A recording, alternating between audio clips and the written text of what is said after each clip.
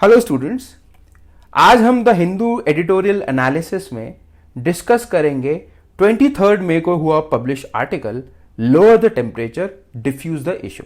ये article India Nepal border issue को discuss करता है। अब रिसेंटली 3 इवेंट्स हुए जिसकी वजह से ये इशू न्यूज में चल रहा है।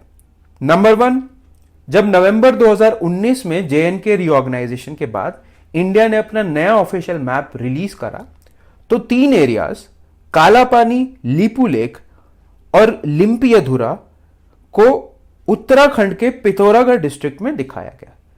अब इन एरियाज पे नेपाल भी क्लेम करता है, सो नेपाल ने इस एक्शन के अगेंस्ट प्रोटेस्ट किया।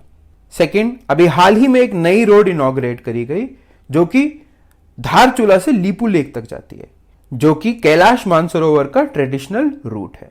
और तीसरा इवेंट तब हुआ जब नेपाल ने अपना नया मैप रिलीज करा और उन्होंने भी लीपू लेक, कालापानी और लिम्पियधुरा को नेपाल का पार्ट दिखाया।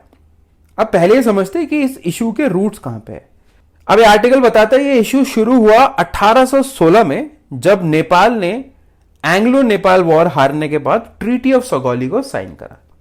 इस ट्रीटी के तहत नेपाल ने कुछ बातें मानी, जिसमें से 2 बातें बहुत इंपॉर्टेंट है।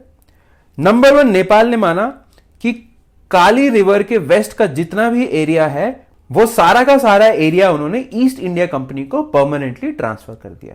दूसरा, नेपाल ने यह भी माना कि इन इलाकों से नेपाल का फ्यूचर में कुछ भी लेना देना नहीं होगा। अब ये जो प्रेजेंट नेपाल गवर्नमेंट का क्लेम है वो नेपाल ये कहता है कि जो ट्रिब्यूटरी महाकाली को काला पानी पर ज्वाइन कर रही है वो काली नहीं है। इनफैक्ट काली लीपू लेक से और ज्यादा वेस्ट में है, जिसका मतलब है कि लीपू लेक नेपाल का पार्ट है। ना अगर हम हिस्ट्री को देखें तो लीपू लेक एरिया को ब्रिटिश यूज करते थे चाइना और तिब्बत के साथ ट्रेड करने के लिए। अब 1857 के रिवोल्ट में जंग बहादुर राणा की हेल्प के बदले में ब्रिटिश सरकार ने इनाम के तौर पे नेपालगंज और कपिल वस्तु को रिटर्न कर दिया था नेपाल को, बट कुमाऊं, गढ़वाल और कालापानी को इंडिया में ही रखा गया। यही नहीं, 1870 के बाद सर्वे ऑफ इंडिया के हर मैप में काला पानी से लीपू लेक का एरिया ब्रिटिश इंडिया का ही पार्ट दिखाया गया है। अब ये बॉर्डर डिस्प्यूट एक ऐसी चीज है जो इंडिया ने ब्रिटिश गवर्नमेंट से इनहेरिट करी है, बट इंडिया प्रोएक्टिवली काम कर रहा है इसको सॉल्व करने के लिए। इन्हीं प्रयासों के अंतर्गत 1981 में इंडिया ने नेपाल के साथ एक technical level joint boundary working group भी एस्टैब्लिश करा।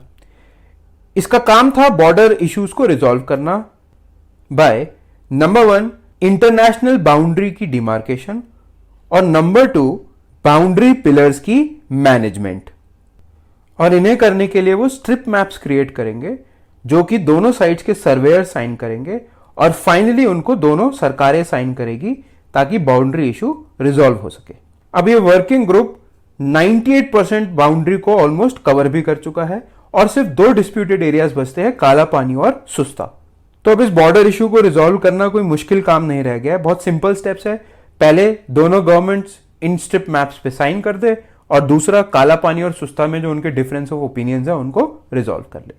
इंडिया ने पास्ट में इससे भी ज्यादा कॉम्प्लेक्स बॉर्डर इश्यूज को सक्सेसफुली रिजॉल्व करा है, जैसा कि हमने बांग्लादेश के साथ अपना land and maritime border issue भी एमिकेबली रिजॉल्व कर लिया। तो ये नेपाल के साथ बॉर्डर इशू सॉल्व करना बहुत इजी रहेगा अगर नेपालीज गवर्नमेंट विलिंग रहे तो। और अगर आप आपसी रिश्तों की बात देखें तो इंडिया की जनता और इंडिया के लीडरशिप्स ने हमेशा नेपाल के सेल्फ रिस्पेक्ट और प्राइड का ध्यान रखा है। इनफैक्ट दोनों देशों के बीच पीपल टू पीपल कॉन्टैक्ट बहुत अच्छा रहा है। प्रॉब्लम है गवर्नमेंट टू गवर्नमेंट कॉन्टैक्ट के बीच। बट नेपाल ऐसा कर क्यों रहा है? देखिए, इसके बड़े 2 सिंपल रीजन है। नंबर 1 नेपाल की internal politics and number 2 China की इंटरफेरेंस नेपाल की इंटर पॉलिटिक्स में। नेपाल के प्राइम मिनिस्टर ओली अपनी इनकॉम्पिटेंस और फेलियर छुपाने के लिए ये कंट्रोवर्सी क्रिएट कर रहे हैं। और दूसरा, जैसा कि हमारे चीफ ऑफ आर्मी स्टाफ का कहना है कि नेपाल किसी तीसरी कंट्री के कहने पे ये कर रहा है और हम सब जानते हैं वो तीसरी कंट्री है चाइना। अब ये आर्टिकल अंत में यही बोलता है कि दोनों कंट्रीज को नेगोशिएटिंग टेबल पे आना चाहिए, उन्हें अपना टाइम और एफर्ट एक सोल्यूशन फाइंड करने में लगाना चाहिए। सो इस एडिटोरियल में इतना ही। Thank you for watching and have a great day.